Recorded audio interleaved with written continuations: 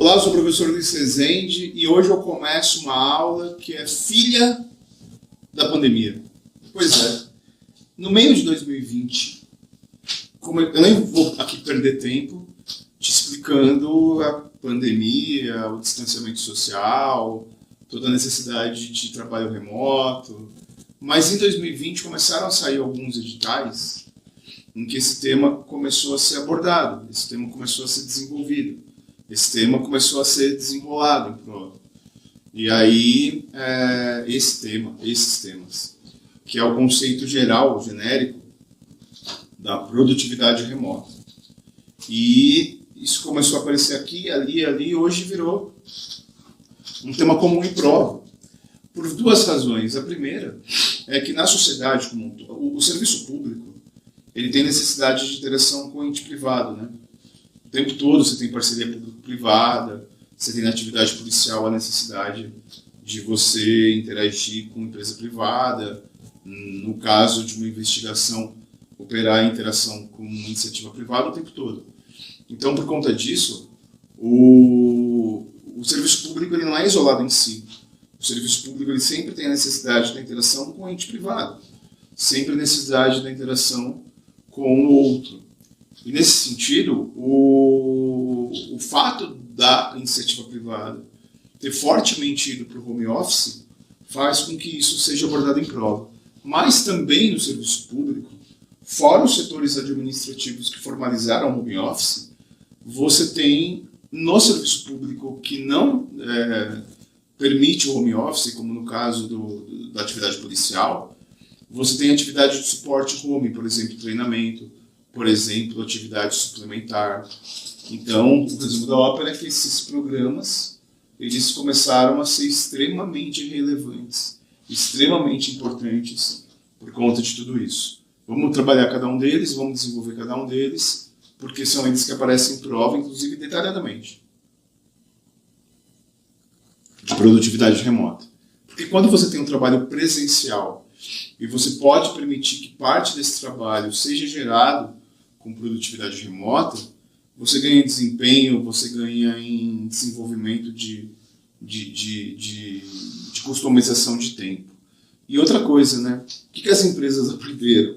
As empresas públicas e privadas.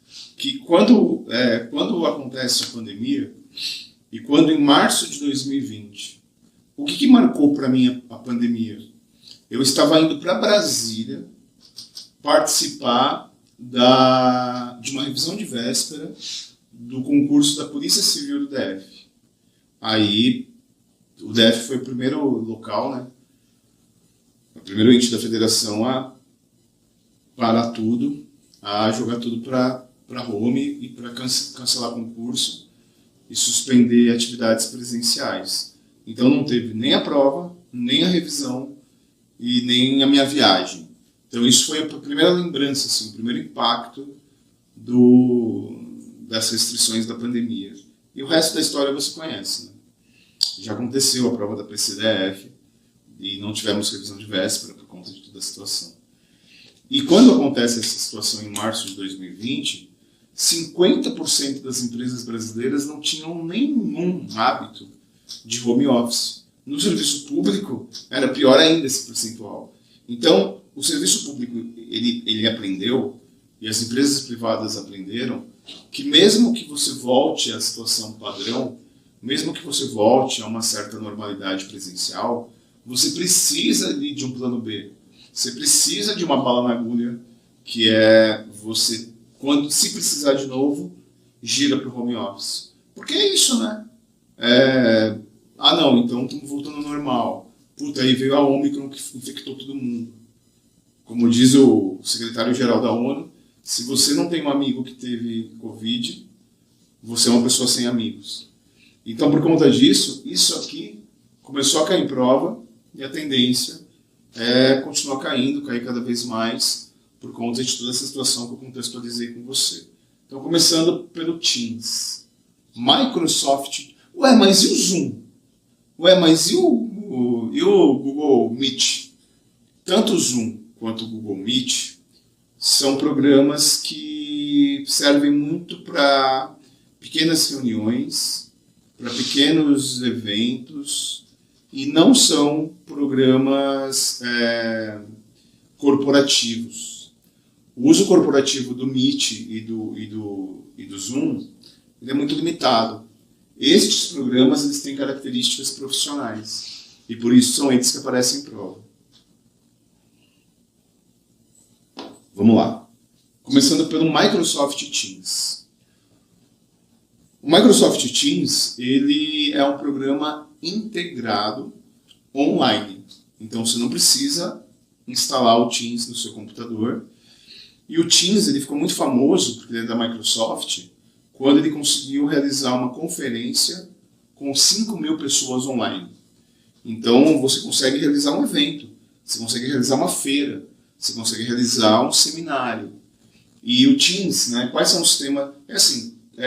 Fique tranquilo, porque na prova não vai cair a particularidade de cada operacionalidade técnica de cada programa. Vai cair o que caracteriza.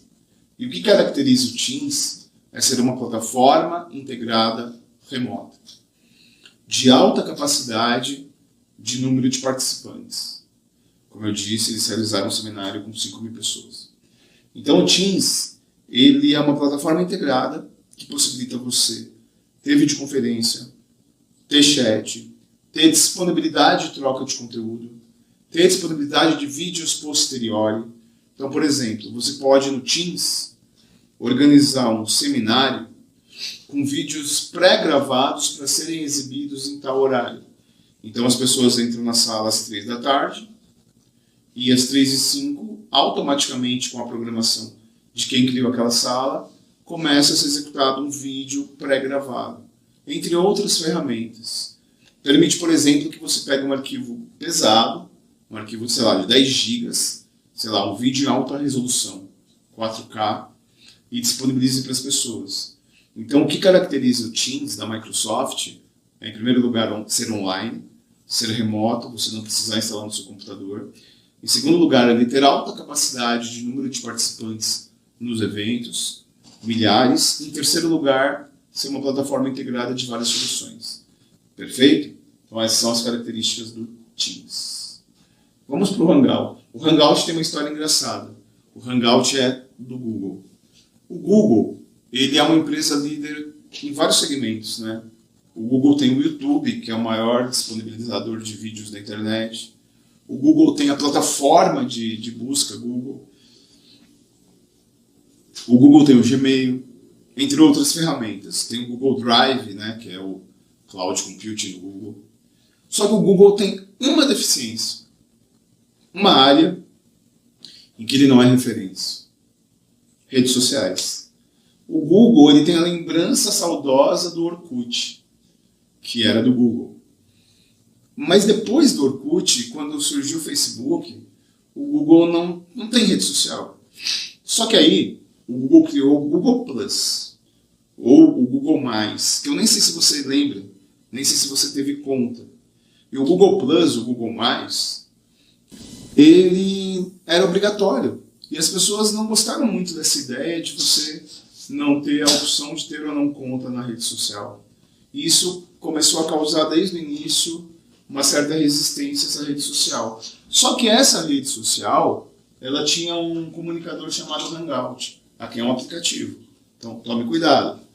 Aqui é um serviço da Microsoft, aqui é um serviço do Google. E o Hangout é um aplicativo leve, que você pode instalar no seu celular, que você pode instalar ou utilizar online, e ele permite 3 elementos. Ele permite mensagem de texto, ele permite videoconferência com múltiplas pessoas, e ele permite envio de conteúdo.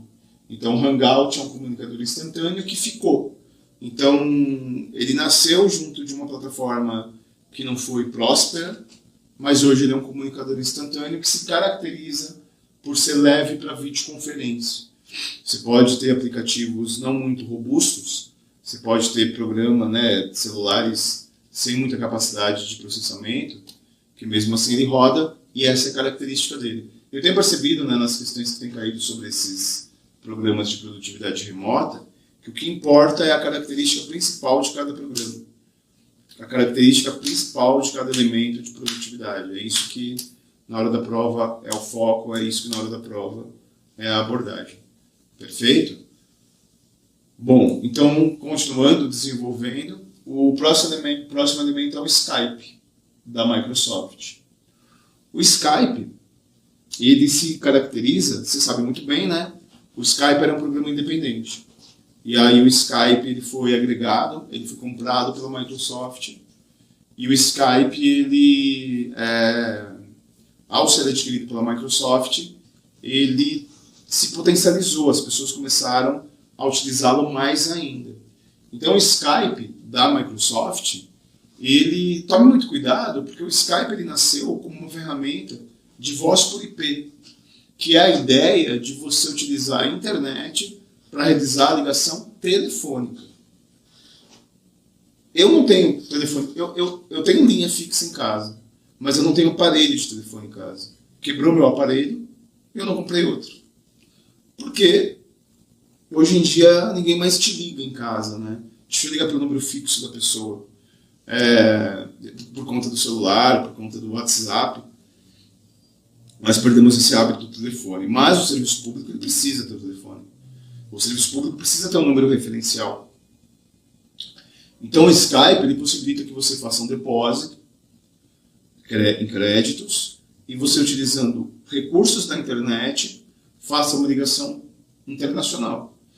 E você não precisa pagar o interurbano, você não precisa pagar o DDI, que é muito caro na ligação convencional. Então a definição do Skype original é: eu sei que a gente utiliza o Skype para mensagem de texto, eu sei que a gente utiliza o Skype para videoconferência. Eu mesmo outro dia, um curso pedi para eu dar uma entrevista para uma TV local e eu dei pelo Skype, mas a caracterização do Skype é essa. A caracterização original do Skype é remota. Para ligação telefônica, para utilização do programa, para acesso telefônico. Perfeito? Mesmo que ele tenha outras ferramentas e mesmo que ele tenha outras disponibilidades. Voz por IP. Utilização da internet para realizar ligações em telefones convencionais. E isso é muito útil para as empresas, né, e para o órgão público. Você imagina uma empresa que tem filiais em vários continentes, ou uma empresa nacional que tem filiais em vários estados, que se utiliza do Skype, se utiliza dessa ferramenta para você economizar a ligação. Cisco Weber. A Cisco é uma empresa de tecnologia muito antiga, que ela se caracteriza por ter recursos de segurança. A Cisco é uma das empresas mais conhecidas nesse ramo, né? Mais conhecidas de recursos de segurança. E a Cisco ela lançou, um pouco antes da pandemia, uma ferramenta, um ambiente de produtividade remota. E quando se fala de produtividade remota, se fala de videoconferência, chat, todas essas ferramentas que você tem no Zoom, você tem no Google Meet. Só que o Cisco Weber ele se caracteriza por ser ultra seguro, já que a Cisco é uma empresa que se caracteriza por soluções de segurança. Então, como eu comentei, cada uma dessas tem a sua característica, né?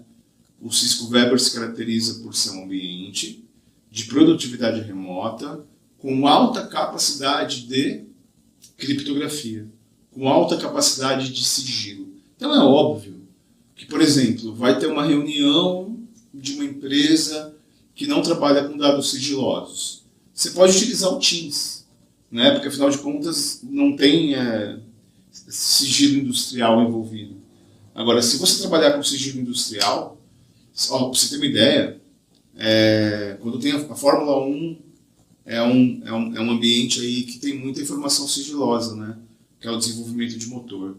E aí tem uma empresa que ela cria uma backbone, um cabo privado, que vai do autódromo de Interlagos até a Europa. E os caras, eles vendem no momento da Fórmula 1. Só que a grana que eles ganham, vale a pena manter a backbone privada pro ano todo.